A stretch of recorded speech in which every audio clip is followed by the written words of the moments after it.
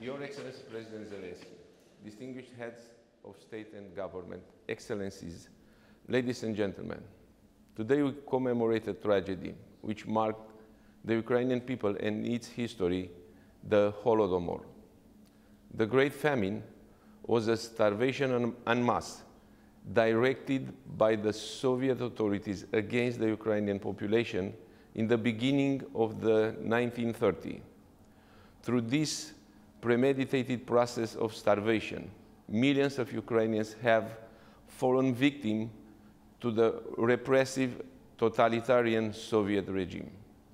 This regime was responsible for suffering, destruction, and social engineering not only in the Soviet Union, but also in what was used to be called Eastern Europe.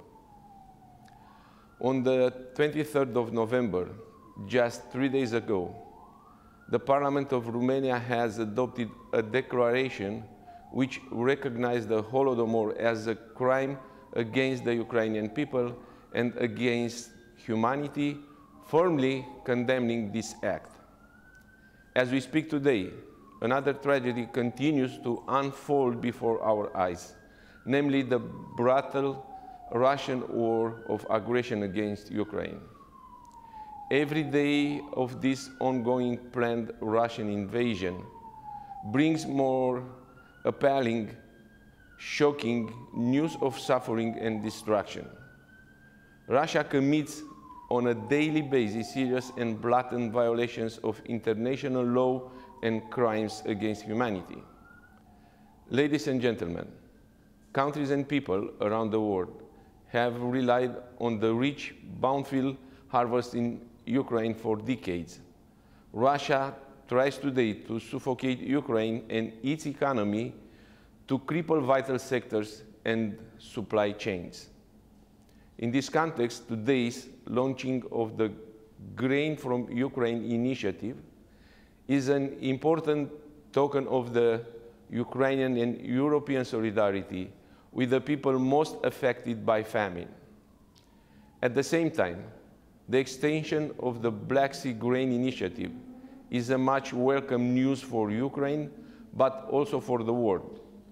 It prevents a surge in food prices worldwide and the spread of food scarcity in the most vulnerable regions. The solidarity lanes have also proven instrumental and showed the importance of a coordinated effort.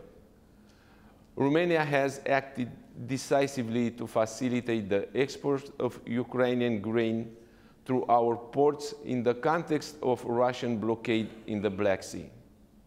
We have taken extensive measures to increase to the maximum the transit and export capacity for Ukrainian grains.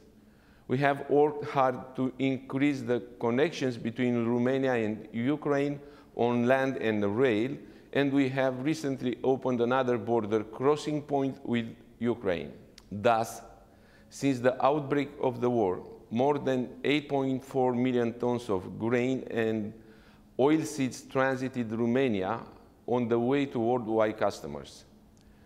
In the upcoming months, we expected that transit and exports through Romania to increase.